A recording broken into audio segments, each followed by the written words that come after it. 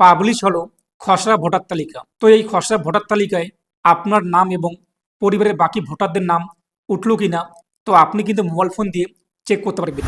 আর আপনি যদি এখন পর্যন্ত ভিডিওতে লাইক না করে দেখেন, অবশ্যই লাইক করে দিন। এর পাশাপাশি চ্যানেল সাবস্ক্রাইব করে পাশে বাটন ক্লিক করে নোটিফিকেশন রাখুন পরবর্তী ভিডিও সবার আগে পাওয়ার জন্য। খসড়া ভোটার তালিকায় আমাদের নাম রয়েছে কিনা তা জানার জন্য আপনি আপনার মোবাইল ফোন অথবা কম্পিউটার অথবা ল্যাপটপ তার গুগলে আসুন এবং গুগলে আপনি সার্চ করুন MD360 নিউজ লিখে। প্রথমেই পেয়ে যাবেন MD360news.com। এখানে আপনি ক্লিক করুন।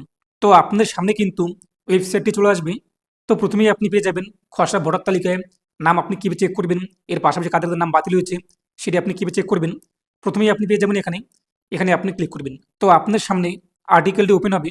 তো এখান থেকে আপনি আরও বিষয় দিয়ে জানতে পারবেন এবং আপনি এগুলো পড়ে নেবেন। তারপর নিচে আপনি আপনার জেলা, কোন জেলা থেকে আপনি আপনার খসড়া ভোটার তালিকা দেখতে চান সেই জেলার পাশে রয়েছে কিন্তু ডাউনলোড, এই ডাউনলোডে আপনি ক্লিক করবেন। তো পরবর্তী পেজটি চলে আসবে। তো পরবর্তী পেজে এই যে সার্চ বাই ইপিক, এটি আপনি সিলেক্ট করবেন। তারপর এখানে আপনি আপনার ভোটার কার্ড নাম্বার কী রয়েছে তা বসিয়ে দেবেন। তারপর এখান থেকে আপনি আপনার স্টেট, তো আপনি কোন স্টেট তা উল্লেখ করে দেবেন। আমার ওয়েস্ট বেঙ্গল। এরপর নিচে দেখতে পাবেন ক্যাপচার কোড যা শো হবে তা আপনি এখানে বসিয়ে দেবেন। যদি ক্যাপিটাল সংখ্যা শো হয় ক্যাপিটাল, যদি নাম্বার শো হয় নাম্বার, যদি স্মল লেটার শো হয় স্মল লেটার, যদি স্পেশাল ক্যারেক্টার শো হয় তা আপনি এখানে বসিয়ে দেবেন। তারপরে যে সার্চ, এই সার্চে ক্লিক করবেন। তো সার্চে ক্লিক করতে নিচে যদি আপনাদের সামনে সার্চ রেজাল্ট চলে আসে আপনাদের ভোটার কার্ড নাম্বার, এরপর নাম, বয়স, এরপর রিলেটিভ নেম, স্টেট, ডিস্ট্রিক্ট ইত্যাদি বিষয়গুলো, তাহলে বুঝবেন যে আপনার নাম কিন্তু খসড়া ভোটার তালিকায় রয়েছে। যদি আপনার এখানে নো রেজাল্ট ফাউন্ড চলে আসে তাহলে আপনি ভালোভাবে যাচাই করে দেখে নেবেন যে ভোটার কার্ড নাম্বার আপনি এখানে যে বসিয়েছেন সেই ভোটার কার্ড নাম্বার ঠিকঠাক রয়েছে কিনা।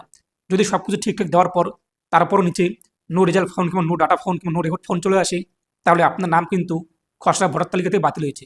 তো সেই বাতিল লিস্ট আপনি কীভাবে ডাউনলোড করবেন, তো তার জন্য আপনি আবারও ব্যাক হয়ে MD360 নিউজ এই যে পোর্টাল এখানে চলে আসবেন।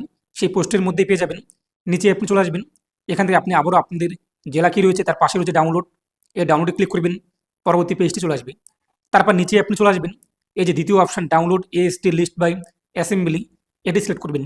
তারপর এখান থেকে আপনি আপনার জেলা চয়েস করবেন, কোন বিধানসভা আপনি সেই বিধানসভা সিলেক্ট করবেন।